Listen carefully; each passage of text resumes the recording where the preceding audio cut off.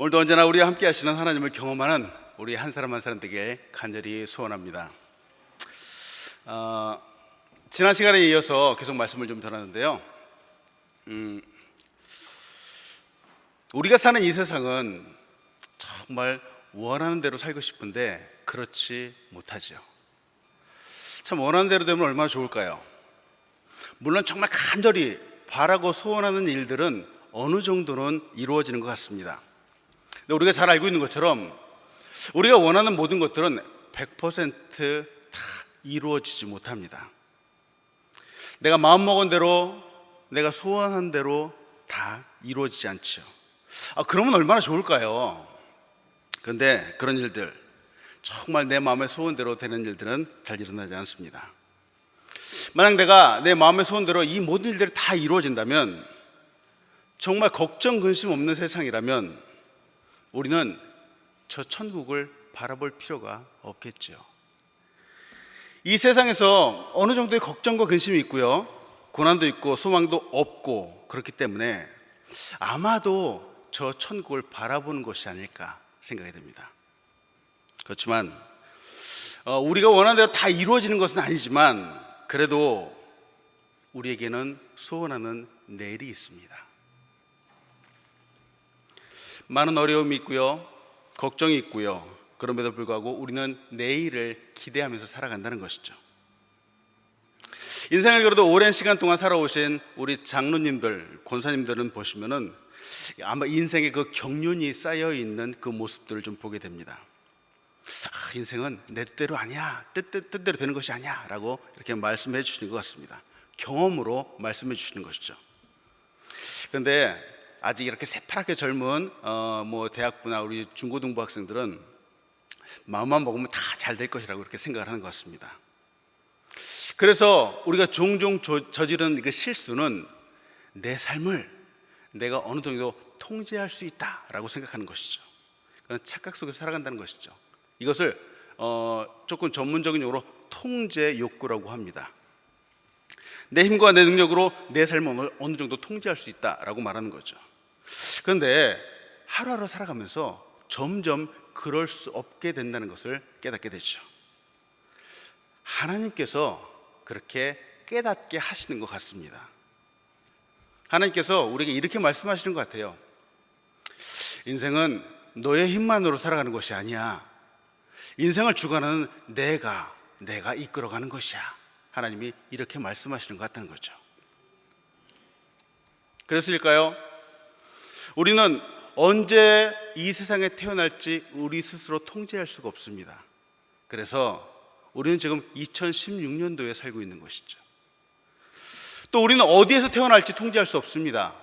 때문에 우리는 과거에 한국 땅에서 태어났고요, 지금은 물론 미국 땅에서 살고 있지만요, 또 우리는 어느 부모에게서 태어날지를 통제할 수 없습니다. 그래서인지 우리의 이 부모님들은요, 어쩌면 그렇게 옛날에 참 이 막말로 똥구멍이 찢어지게 가난했을까요? 내가 조금이라도 내 삶을 통제해서 잘 태어날 수 있었더라면 아마 저는 록펠러처럼 태어나기를 원했습니다. 혹은 록펠러의 아들로 태어나기를 원했었죠. 근데 문제는 전혀 그럴 수가 없다는 것이죠. 지금 우리가 사는 현재의 삶도 그렇고요, 물론 어느 정도는 약간은 할 수 있다고 하지만 그래도 갑자기 찾아오는 질병이라든지 암이라든지 혹은 사고와 같은 것들, 도저히 내 힘과 능력으로는 어쩔 수 없는 상황들이 우리 앞에 뜻하지 않게 펼쳐진다라고 하는 거죠. 그래서일까요? 다시 한번 말씀드리면 이 세상을 살아가는 데는 두 가지 종류의 삶이 있는 것 같습니다. 첫째는 아직도 내가 내 인생을 내 마음대로 할 수 있다라고 착각하고 살아가는 거죠. 그래서 열심히 노력하는 사람들이 있습니다. 물론 이것이 다 나쁘다는 것은 아닙니다. 그러나 또 두 번째는 내 힘만으로는 이 세상을 잘 살아갈 수 없구나, 바로 전능자를 의지해야 되겠구나 라고 생각하고 살아가는 사람들이 있다라고 하는 거죠. 사랑하는 여러분, 여러분은 과연 어떤 삶을 살고 있는지요? 우리는 어떤 사람들인지요? 우리는 전능하신 하나님을 의지하고 그분에게 내 삶을 온전히 맡기는 사람들입니다. 사랑하는 여러분, 우주를 주관하고 계시는 분이 계십니다. 하나님이 그렇게 하십니다. 이 말은 하나님께서 이 세상을 완벽하게 하나님의 능력으로 온전하게 통제하고 계신다라고 하는 거죠. 오늘도 이 하나님을 의지하면서 믿음으로 굳게 서시는 여러분들 되시길 간절히 소원합니다. 오늘 이 다니엘서를 통해서 여러분과 같이 나누고 싶은 것이 있습니다. 그 첫 번째는 하나님은 우리의 소원보다 하나님께서 원하시는 곳으로 우리를 인도하시는 분이라는 것이죠. 우리가 간절히 바라는 것이 있지만 그래도 하나님께서 온 세상을 주관하시고 통제하시는 하나님께서 우리를 이끄시는 곳이 있다라고 하는 거죠. 다니엘서 1장 1절은 우리에게 이렇게 소개합니다. 유다 왕 여호야김이 다스린 지 3년이 되는 해에 바벨론 왕 느부갓네살이 예루살렘에 이르러 성을 에워쌌더니 하고 시작합니다. 다니엘서가 시작할 때요, 다니엘과 세 친구의 이야기는 전쟁의 이야기로 시작을 합니다. 바벨론 왕 느부갓네살, 이 왕이 기원전 586년에 이스라엘을 침공했습니다. 그리고 전쟁을 일으키고 그때 이 바벨론 땅에 포로들을 잡아서 이끌어갔던 그런 이야기들입니다. 이 느부갓네살 왕이요, 사람들을 많이 잡아간 이유는 그 바벨론 땅에 대대적인 건축 사역을 하기 위해서였습니다. 새 왕궁을 건축하고요, 큰 도로도 건축하고요, 대성벽도 건축하고, 더군다나 아주 엄청나게 큰 성문도 건축을 했습니다. 느부갓네살 왕에 의해서 세워진 성문이 하나가 있는데요, 이시타르 성문이라고 하는 성문이 있습니다. 얼마나 크고 웅장한지 역사적으로 아직까지도 보존되어 있다고 하죠. 이 느부갓네살 왕은요, 적의 침을 막기 위해서 운하와 여러 개의 댐도 건축을 했습니다. 그리고 신전들도 엄청나게 많이 세웠죠. 약 44년간 다스렸습니다. 오늘 느부갓네살 왕의 이야기도 하겠지만 사실 같이 보고 싶은 것은 이런 세상인데요, 바로 전쟁과 고난과 핍박 속에 있었지만 이 세상에서 그래도 믿음을 지켰던 사람들의 이야기를 같이 나누고 싶은 것이죠. 다니엘서 1장 3절과 4절은 이렇게 말합니다. 왕이 환관장 아스부나스에게 말하여 이스라엘 자손 중에서 왕족과 귀족 몇 사람, 곧 흠이 없고 용모가 아름다우며 모든 지혜를 통찰하며 지혜 통달하며 학문에 익숙하여 왕궁에 설 만한 소년을 데려오게 하였고, 지금 몇몇 사람들이 잡혀갔는데요, 이들은요 원래 그 근본 출신이 왕족이었습니다. 귀족이었고요, 흠도 없었고요, 아름다웠고 모든 지혜도 이미 통달하였고요, 지식에도 통달하였고 학문에도 익숙한 사람들이었습니다. 와, 이 정도면 말이죠, 지난번에 말씀드린 것처럼 소위 금수저이죠. 모두 능력자입니다. 모두가 부러워하는 사람들이잖아요. 그 사람들의 이름이 다니엘이고요, 그리고 사드락이라고 불렸던 하냐냐고, 그 다음에 메삭이라고 불렸던 미사엘이고, 그리고 아벳느고라고 불렸던 바로 아사랴입니다. 이 네 명의 친구는 어린 시절부터 아주 유복한 집안에서 태어났습니다. 공부도 아주 잘했고요, 가정교육도 잘 받았습니다. 우리가 아는 바와 같이 이스라엘의 교육은 정말 대단하죠. 아주 어렸을 때부터 하나님의 말씀을 가지고 공부를 합니다. 하나님의 말씀을 거의 다 암송하는 것이 바로 그들의 공부 방법입니다. 구약 성경에 암송을 하는데요, 온갖 지혜와 능력과 권능이 담겨있는 말씀을 암송하고 공부하기 때문에 이 사람들의 생각이 어렸을 때부터 남다르다는 거예요. 그런데 지금 이 다니엘서에서 소개하는 이 네 명의 친구들은 그렇게 많이 공부한 다른 아이들보다도 월등히 뛰어났다라고 하는 거예요. 더 똑똑했던 거죠. 지금으로 말하면 천재, 수재라고 할 수 있겠죠.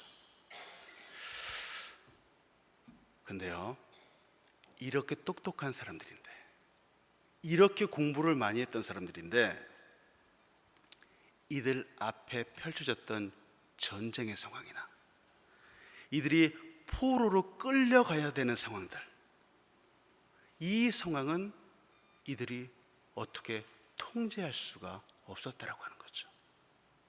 이 상황 앞에서 이들은 끌려갈 수밖에 없었던 거죠. 그래도 우리는 잘 알고 있는 것처럼 이들은 지혜 있는 사람들이기 때문에 비록 적국이었지만 그 나라에 가서 잘 살고요, 그 나라 왕으로부터 존귀함도 받게 됩니다. 그리고 다니엘, 사드락, 메삭, 아벤느고는 비록 자신들이 원하지 않았지만 포로로 끌려갔지만 그래도 그 땅 가운데서 살게 되는 거죠. 종으로 살아가는 거죠. 만약에 아까 말씀드렸던 것처럼 만약에 상황을 조금이라도 통제할 수 있다면 차라리 바벨론 땅에 태어나서 바벨론의 시민으로 살아갔으면 이러한 어려움들은 없었을 텐데, 그러나 이런 것도 통제할 수 없었던 거죠. 이런 상황에서 우리는 물어볼 수 있습니다. 우리가 믿는 하나님이 계시잖아요. 하나님께서는 우리에게 은혜를 베푸신다고 했는데 도대체 이렇게 어려움이 찾아오고 전쟁의 상황이 오고 이런 것도 은혜인가요? 하나님을 믿고 의지하는 사람, 말씀을 삶의 기준으로 삼고 있는 사람인데 어떻게 이와 같은 어려운 상황들을 우리에게 보내줄 수 있는 것인지요? 하고 질문할 수 있는 거죠. 하나님이 왜 이들을 바벨론 땅에 오게 하시고 왜 이들을 포로로 살아가야 되는 상황들을 허락하여 주셨을까? 정말로 어렸을 때부터 공부도 많이 하고 똑똑한 청년들이었기에 얼마나 많은 꿈과 포부와 희망들을 가지고 있었을까요? 그런데 하나님은 그들 앞에 통제 불능의 상황을 주셨습니다. 역사를 이끄시는 하나님께서 이것을 그들에게 허락하신 것이죠. 왜?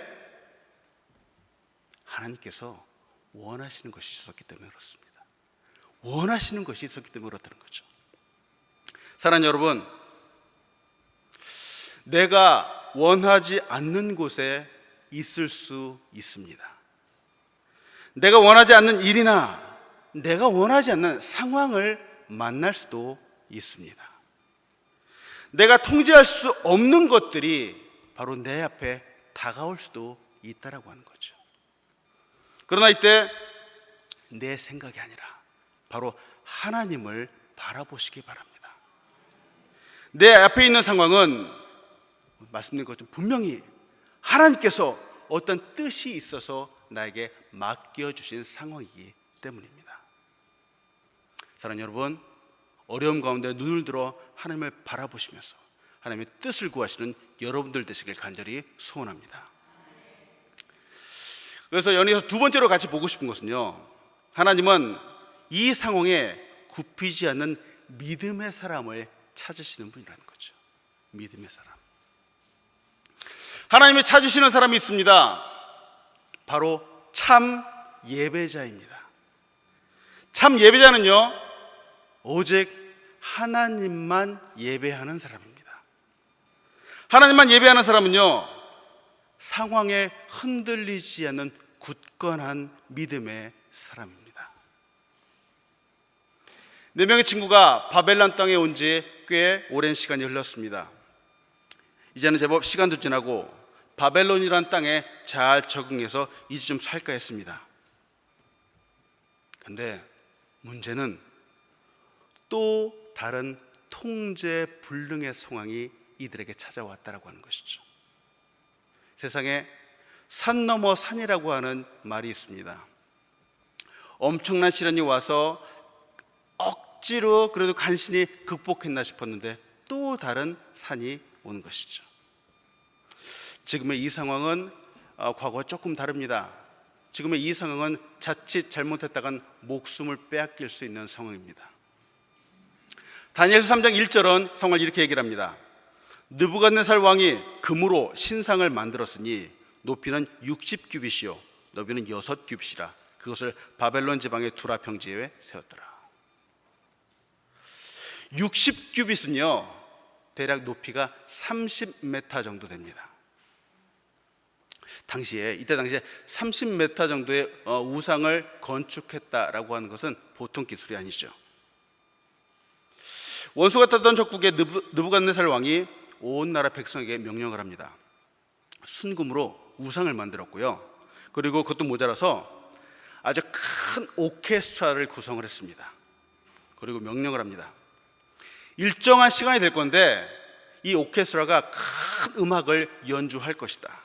그러면 이곳에 모여있는 온 나라 백성들은 이 음악 소리를 듣고 나서 이 우상에게 반드시 절을 해야 된다라는 조건을 붙였습니다.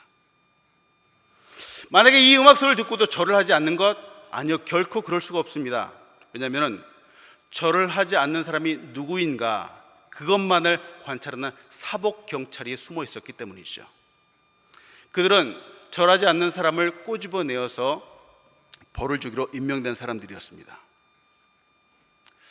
지금으로 보면 참 말도 안 되는 명령이죠. 지금이야 사람들의 자유의사에 맡긴다라고 하지만 당시의 상황은 그럴 수가 없었습니다. 왕이 통치하는 시대였고요, 왕이 절대 권력을 갖고 있었던 시대입니다. 더군다나 그때는 다니엘, 사드락, 메삭, 아벳느고는 그 나라 백성도 아니었었고 포로였었다라고 하는 거죠. 그 나라 사람도 절하지 않으면 당연히 죽임을 받을 텐데 포로가 죽는다는 건 당연하겠죠. 근데 우리는 성경을 보면서 이 결말이 어떻게 되는지 이미 잘 알고 있죠. 근데 만약 내가 그 시대에 그 땅 가운데 그 상황에 놓여 있다면 나는 어떻게 생각하고 어떻게 판단하고 행동을 했을까요? 혹시 내가 사드락이었다면 나는 어떤 생각을 할까요? 혹시 내가 메삭이었다면 나는 어떤 행동을 했을까요? 만약 내가 아벳느고였다면 이들과 똑같이 감시자들이 보고 있는 앞에서 고개를 숙이지 않을 수 있었을까요? 이 금신상의 사건이 있은 후 대략 2000년이라고 하는 시간이 흘렀습니다. 지금 우리는 2016년도에 살고 있습니다. 생각해 보는 것은요, 이 네 명의 친구의 이야기는 그때 바벨론에서만 있었던 이야기가 아니라는 것이죠. 오늘 사는 우리에게도 바로 이런 이야기, 이런 상황들, 즉 우상에게 고개를 숙이고 무릎을 꿇게 하는 상황들이 매일 매 순간 우리 앞에 다가온다라고 하는 겁니다. 물론 가까이는 북한도 이런 비슷한 상황들이 있죠. 근데 사실 그들보다 우리에게, 지금 이 땅에 사는 우리에게 더욱 심각하게 우상의 고개를 숙이라고 강요받는지도 모르겠습니다. 10년 전에 리차드 포스터 목사님이 우리에게 떨어뜨릴래야 떨어뜨릴 수 없는 세 가지를 가지고 우리의 믿음의 삶에 크게 경고를 해준 적이 있습니다. 그것은 바로 돈과 섹스와 권력입니다. 리차드 포스터 목사님이 이렇게 얘기를 합니다. 우리는 이러한 일들이 우리가 중립을 지킬 수 있는 문제가 아니며 우리에게서 떠나가 버렸으면 하고 바랄 수 있는 문제도 아니라는 것을 이해해야만 한다. 우리가 만약 탐욕과 육욕과 오만이라는 악마들을 쫓아내지 못한다면 마침내 우리는 그것들에 의해 지배를 받을 수밖에 없는 운명에 처하게 된다. 그것들은 천사의 모양으로 나타날 수도 있다. 그러나 어쩔 수 없이 그것들은 악마적인 힘인 것이다. 크게 세 가지를 꼬집어서 얘기를 했습니다. 처음에 돈에 대해서 얘기를 했는데요, 사실 돈은 좋은 것입니다. 저도 돈을 참 좋아합니다. 돈은 우리의 삶 가운데 없어서는 안 될 것입니다. 그런데 이 돈을 갖는 것에 욕심을 부리기 시작하잖아요. 그 순간 이 돈은 우상이 되어버리죠. 그리고 이 욕심을 멈추지 않게 되잖아요. 그러면 결국은 이 돈 앞에 무릎을 꿇게 된다라고 하는 거죠. 섹스는 어떨까요? 가족이라고 하는 테두리가 있는데 이 가정의 테두리를 벗어난 많은 사람들 역시 나중에 무릎을 꿇게 되는 경우를 보게 되죠. 권력은 어떻죠? 리더십이 주어지고 힘이 주어지는 이유는 사실은 이 권력을 나보다 약한 사람들을 위해서 잘 쓰라고 하는 것인데, 여기서도 교만과 욕심을 갖는 순간서부터 이 권력은 어김없이 우상으로 변하게 된다는 것이죠. 그리고 결국은 그 권력 앞에 무릎을 꿇게 됩니다. 정말 어쩔 수 없는 상황이 올 때, 정말 절하지 않으면 죽이겠다는 상황이 내 눈앞에 펼쳐진다면, 이때 사람들은 잠깐 합리화를 하게 되죠.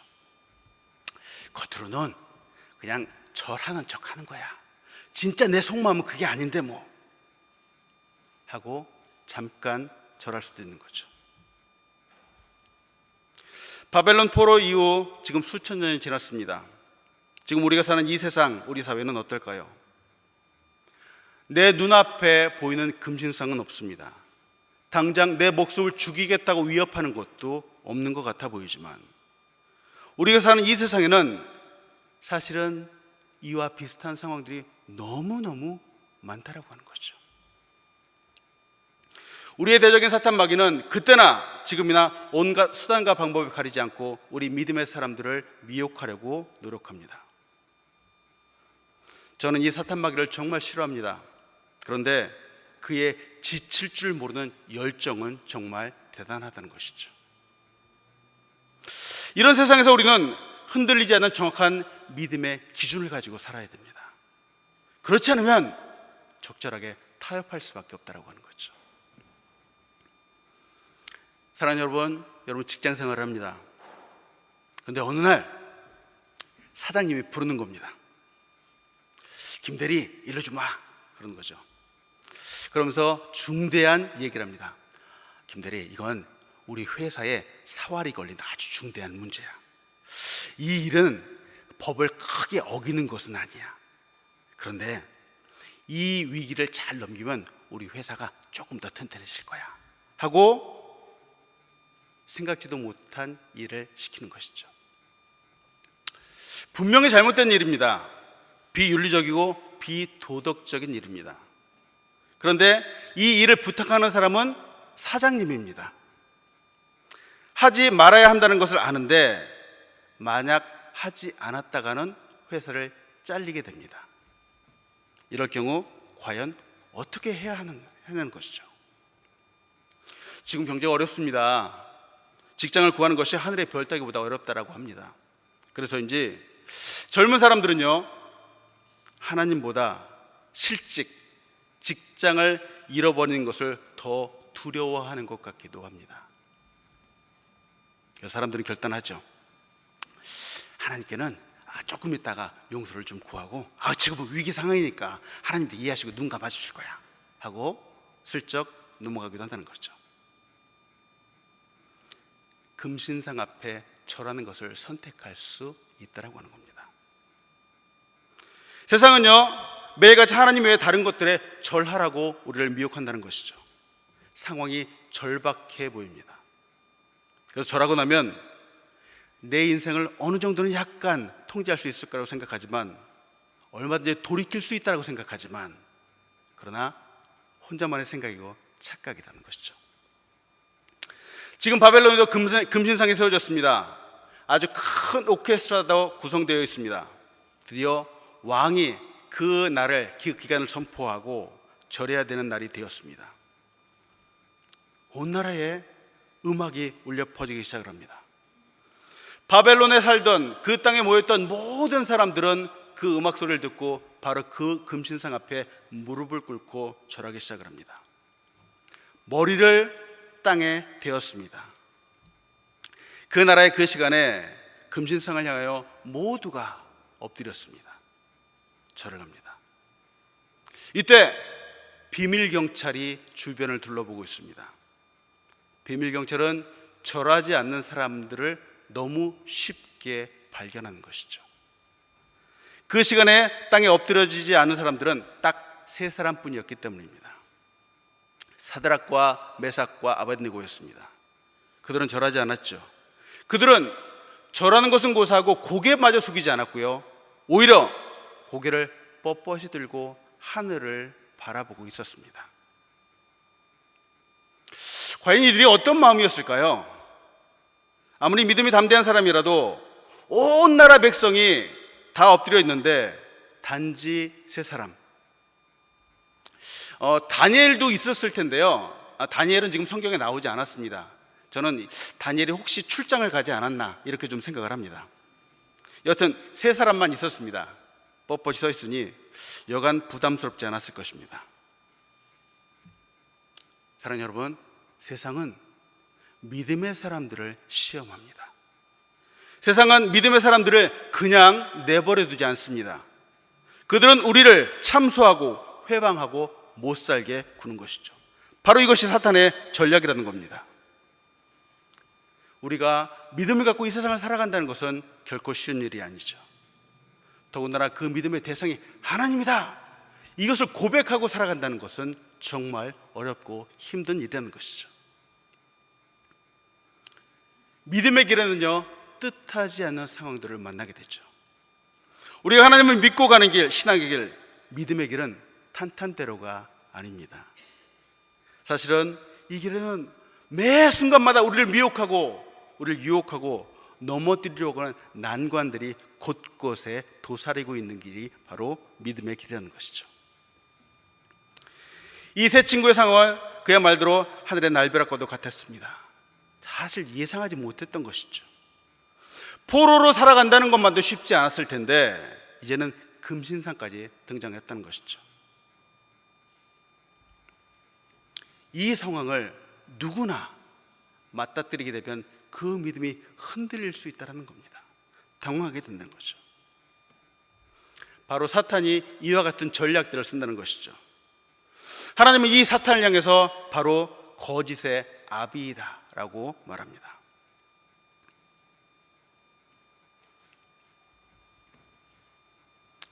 바로 이때 우리 믿음의 사람들은 두려움에 사로잡히기도 합니다. 사랑하는 여러분, 상황은요 우리를 언제나 어렵게 만들 수 있습니다. 상황은 우리 믿는 사람들에게 결코 쉬웠던 적이 없습니다. 이때 고개를 숙이지 않는 사람이 필요합니다.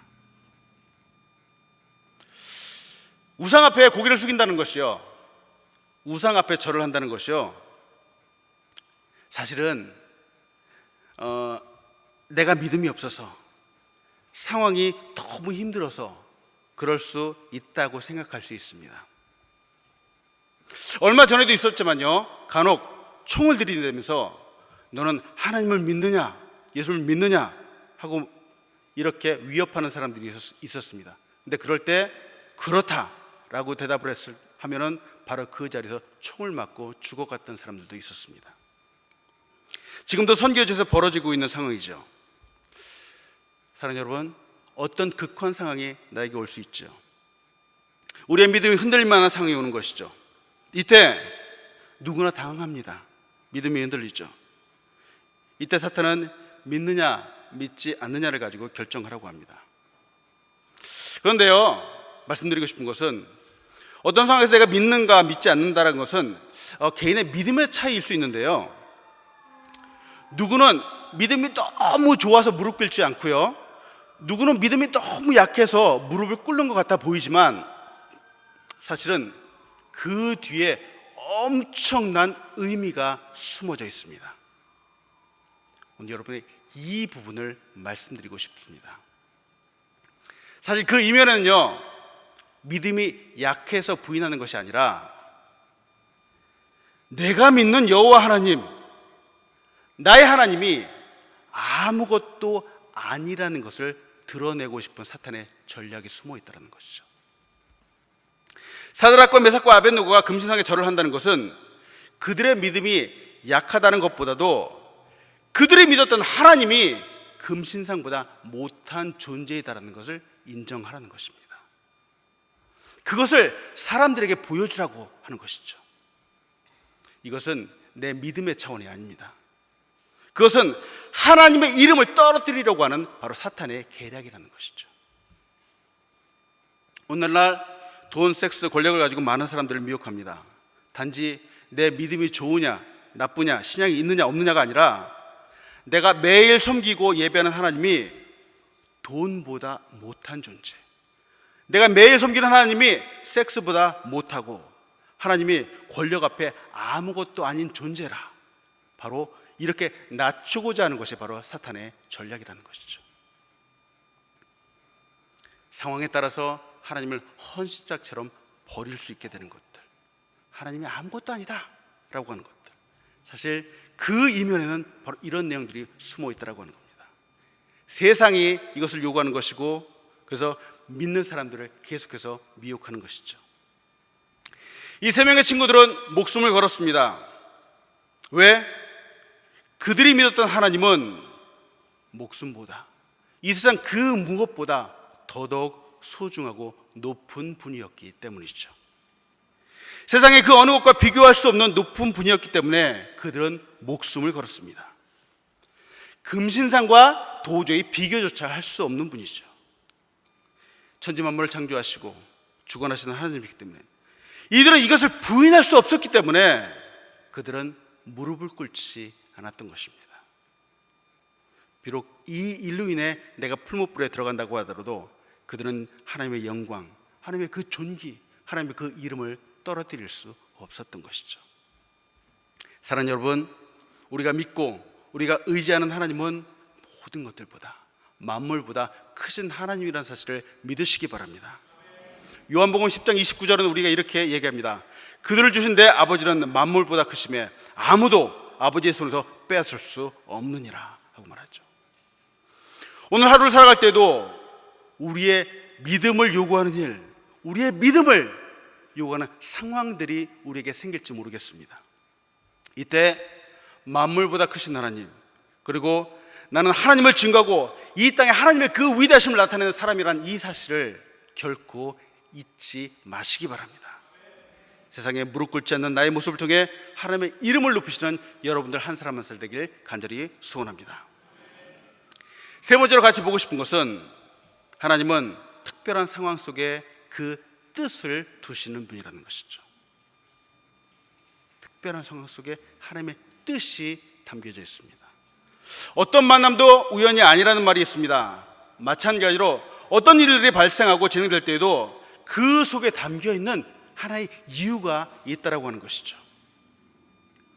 여하튼 금신상에 절하지 않았던 사드락과 메삭과 아벳느고는 풀무불에 들어가게 됩니다. 다니엘 3장 21절과 23절 이렇게 얘기를 합니다. 그러자 그 사람들을 겉옷과 속옷과 모자 다른 옷을 입은 채 결박하여 맹렬히 타는 풀무불 가운데 던졌더라. 왕의 명령이 엄하고 풀무불이 심히 뜨거움으로 불꽃이 사드락과 메삭과 아벳느고를 붙든 사람들 태워 죽였고, 이 세 사람 사드락과 메삭과 아벳느고는 결박된 채 맹렬히 타는 풀무불 가운데 떨어졌더라. 저는 말이죠, 영화 감독을 해본 적은 없습니다. 그러나 만약 내가 영화 감독이라면, 그리고 이 대본을 쓴다면 말이죠, 바로 이 순간 이 세 명의 친구가 풀무불에 딱 들어가려고 하는 이 찰나에 갑자기 하늘에서 폭포수와 같은 비가 떨어지게 할 것입니다. 아니면 막 들어가려고 하는 이 순간에 땅에 엄청나게 큰 지진이 나서 이 풀무불이 땅속으로 뚝 꺼지게 할 것입니다. 그리고 이 주인공의 세 명의 친구들을 구출할 것입니다. 그리고 행복하게 살았다라고 그 결말을 내고 싶습니다. 그런데 이 성경에서 우리에게 보여주는 이 현실은 너무나도 다르다는 것이죠.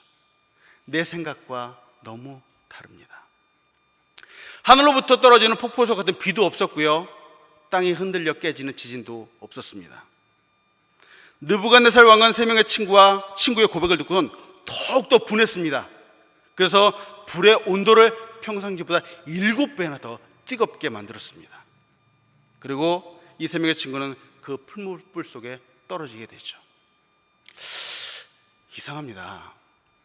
하나님이 이렇게까지 믿음을 지키고 이렇게까지 우상 앞에 절하지 않는 사람인데, 신실한 사람들인데, 하나님의 이름을 높이려고 정말 목숨을 바친 사람들인데, 아니 이런 상황이라면 구해 주셔야 되는 거 아닌가요?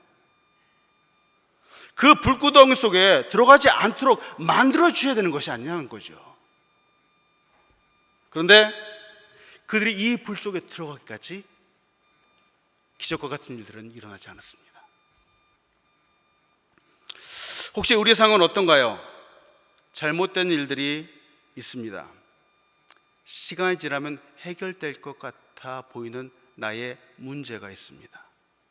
그런데 시간이 지나면서 해결은커녕 그 문제가 점점 커지는 것이죠. 정말 오늘은 마치 큰 산과 같아서 마치 7배나 더 뜨거운 풀물불과 같이 되어서 그 문제가 나를 삼키려고 한다는 것이죠. 그래서 우리는 새벽마다 나와서 눈물로 기도합니다. 하나님, 이 상황이 정말 잘 해결되게 도와주십시오. 하나님의 권능으로 저를 도와주십시오 라고 믿음으로 선포를 하고 나갔죠. 그런데 3명의 친구가 풀무불에 들어간 것과 같이 내가 그렇게 두려워하고 어려웠던 내 인생의 이 문제들이 결국은 내 앞에 덜컥 나타나게 된다는 것이죠. 이제 끝났다라고 생각합니다. 근데 보고 싶은 것은요, 세 친구가 풀무불에 들어가면 성경의 이야기도 끝나야 됩니다. 그들이 풀무불 속에서 죽었더라 하고 다니엘서가 결론을 맺어야 되는데, 성경은 말이죠, 그 뒤에 이야기를 지금 전개해 나가고 있다는 것이죠. 그 이야기가 계속 지금 쓰여지고 있다는 겁니다. 이 이야기는 아직 끝나지 않았습니다. 다니엘 3장 24절로 25절은 이렇게 얘기합니다. 그때에 느부갓네살 왕이 놀라 급히 일어나서 모사들에게 물어 이르되 우리가 결박하여 불 가운데 던진 자는 세 사람이 아니었느냐 하나 그들이 왕에게 대답하여 이르되 왕이 올소이다 하더라. 왕이 또 말하여 이르되 내가 보니 결박되지 않는 네 사람이 불 가운데 다니는데 상하지도 아니하였고 그 넷째 모양은 신들의 아들과 같도다 하고, 느부갓네살 왕이 이제 다 끝났으니 가서 저녁 먹자라고 하려고 했는데 그 풀무불 속에서 비명과 살려달라는 외침이 나올 줄 알았는데 아무 소리도 없는 거죠. 전혀 뜻밖의 상황이 펼쳐지고 있는 겁니다. 왕이 놀라서 그 자리에 벌떡 일어났습니다. 왜? 그 불 속에서 사람들이 왔다 갔다 걸어 다니는 겁니다. 뜨거워서 대굴대굴 굴러다니는 것이 아니었어요. 천천히 유유히 소풍 다니듯이 걸어 다녔다라고 하는 거죠. 근데 또 한 가지 놀라운 사실은 3명이 들어갔는데 걸어 다녔던 사람들은 4명이었습니다. 저는 이 상황을 보면서 느부갓네살 왕도 놀랐겠지만 사실 이 왕보다 더 놀란 사람들이 있었다는 것을 알게 되었습니다. 그들은 직접 이 불 속에 떨어진 3명의 친구들이었습니다. 왜냐하면 이들이 불 속에서 만난 분이 바로 예수님이기 때문에 그렇습니다. 성경을 통해서 보는 것은 사드락과 메삭과 아벳느고는 하나님 믿고 의지하고 순종했지만 이 불 속에 들어가기 전까지 예수를 직접 만난 적이 없었습니다. 그들은 말이죠, 평상시보다 7배나 뜨거운 풀무불 속에서 만왕의 왕이신 예수 그리스도, 모든 만물을 주관하신 하나님을 지금 만나고 있다라고 하는 것이죠. 나누고 싶은 것은 이것입니다. 고난과 고통의 순간입니다. 위기의 순간입니다. 우리의 목숨을 내놓아야 하는 순간들이 있습니다. 그런데 혹시 그 속에서, 그 고난과 고통의 그 속에서 나와 함께 계시는 주님, 나를 만나기 원하시는 주님, 그곳에서 나를 기다리고 계시는 주님이 계시지 않을까요? 지금 7배나 뜨거운 더 풀무불 속에서 주님이 이 친구들과 함께 있는 것처럼 말이죠. 3명의 친구들은 만물을 주관하시는 전능자와 지금 함께 있었습니다. 우리도 모든 만물을 주관하시고 상을 주관하시는 주님과 함께 하시는 여러분들 되시길 간절히 소원합니다. 또 한 가지 보고 싶은 것은요, 이 풀무불의 상을 통해서 하나님이 정말 원하시는 것 중에 하나는 바로 느부갓네살 왕의 변화입니다. 이 모든 광경을 지금 누가 보고 있는 거냐면 바로 느부갓네살 왕이 보고 있다는 것이죠. 사실 하나님은 이 한 사람, 하나님의 전능하심을 나타내기 위해서 이 왕에게 보여주기 위해서 이 모든 기적들을 일으켰는지도 모르겠습니다. 느부갓네살 왕이 놀랐습니다. 아주 급히 일어났습니다. 그리고 물어보는 것이죠. 풀무불로 보니까 3명이 아니라 4명이 있었습니다. 그리고 이 4번째의 모습은 마치 신들의 아들과 같다라고 고백을 하는 것이죠. 이 왕이 충격을 받았습니다. 이 불구덩이에 집어넣기 바로 직전에 얼마나 사람들 조롱을 했냐면은 능히 너희를 내 손에서 건져낼 신이 누구이냐라고까지 조롱했던 왕이죠. 그렇게 장담했던 사람입니다. 그런데 엄청난 풀무불이 이 사람들에게 아무런 영향을 주지 않은 것을 보게 된 것이죠. 왕이 놀라는 것뿐만이 아니라 왕이 고백하는 것이 지극히 높으신 하나님이라고 고백하고 있다는 것이죠. 사랑하는 여러분, 우리 인생은요 끝까지 보지 않으면 알 수가 없습니다. 이렇게 될 줄 누가 알았겠습니까? 다니엘서 3장 26절은 이렇게 얘기를 합니다. 느부갓네살이 맹렬히 타는 풀무불 아귀 가까이 가서 불러 이르되 지극히 높으신 하나님의 종 사드락과 메삭과 아벳느고야 나와서 이리로 오라 하매 사드락과 메삭과 아벳느고가 불 가운데서 나온지라. 와, 이제 느부갓네살 왕이 할 수 있는 것이라고는 하나님을 인정하는 것밖에 없습니다. 그의 입을 통해서 나오는 말이 지극히 높으신 하나님의 종들이라고 고백하는 것이죠. 느부갓네살 왕은요 당시에 엄청난 땅을 정복했던 왕입니다. 그 권력은 정말 하늘을 찌를 권세와 같았습니다. 그 자리를 노리는 사람들이 얼마나 많았을까요?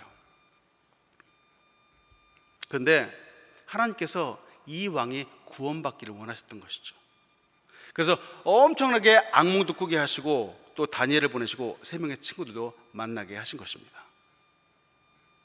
보고 싶은 것은요 이 느부갓네살 같은 악한 사람이라도 물론 기적을 보았지만 가장 영향을 받은 것은 바로 사람을 통해서라는 것이죠. 다니엘을 통해서, 사드락을 통해서, 메삭을 통해서, 그리고 아벳느고를 통해서 바로 선한 영향을 받고 있다는 것입니다. 오늘 우리에게도 적지 않은 고난과 고통이 있을 수 있습니다. 그러나 세상 앞에 무릎 꿇지 않는 나의 모습, 타협하지 않는 나의 모습, 이 모습 말이죠, 내 옆에 있는 어느 누군가가 나의 이 모습을 보고 바로 하나님을 찬양하고 찾게 될 수 있다라고 하는 것이죠. 우리의 작은 태도, 우리의 작은 행동, 우리의 믿음의 고백, 그리고 세상에 굴하지 않는 모습들이 중요합니다. 오늘도 이 믿음을 지키신 여러분들 되시길 간절히 소원합니다. 말씀 마칩니다. 인생의 풀무불 속에 우리와 함께 하시는 예수 그리스도를 의지하시는 여러분들 되시길 간절히 소원합니다.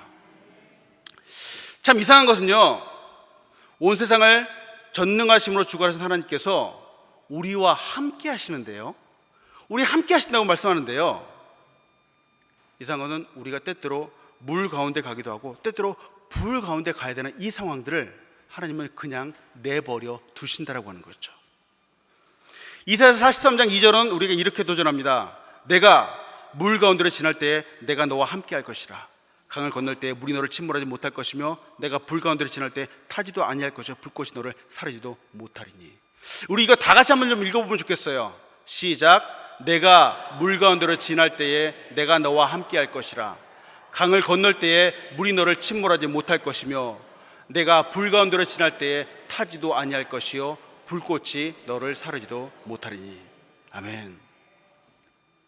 근데 이상한 것은요, 지금 사드락과 메삭과 아벳느고가 들어간 이 풀무불이 평상시보다 7배나 뜨겁다라고 했는데 지금 풀무불로서의 역할을 못하고 있는 겁니다.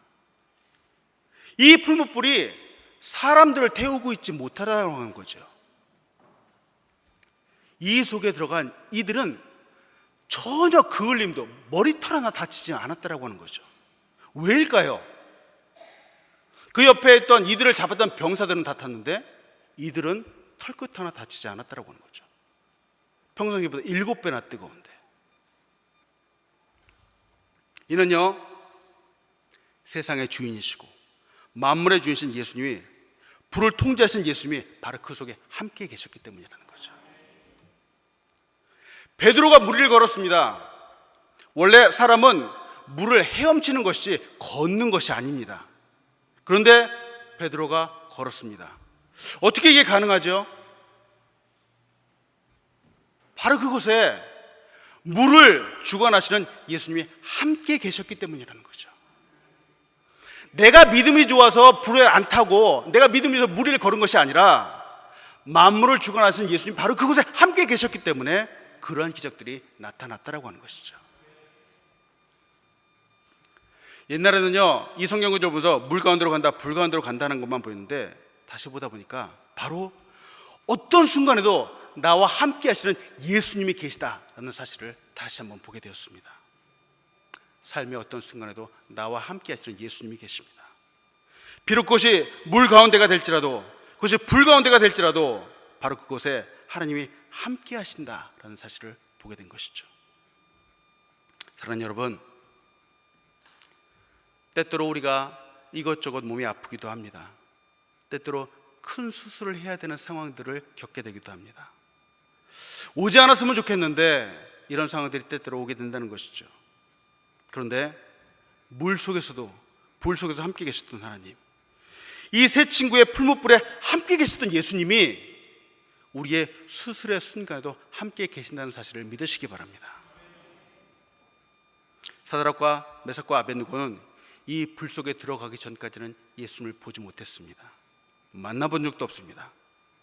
바로 그 속에 들어갔을 때 예수님이 함께 계셨다라고 하는 거죠. 우리 앞에도 너무나도 걱정스럽고 당황되고 죽을 것 같은 상황들이 있을 수 있습니다. 예전에 겪었던 고난과는 비교되지 않을 7배의 뜨거운 불과 같은 어려움이 있을 수도 있습니다. 이럴 때 우리는 기도해야 되겠죠. 도와주세요 라고 기도하죠. 근데 그 기도보다 주님, 저와 함께 해주세요 라고 기도하는 것이 더 좋지 않을까요?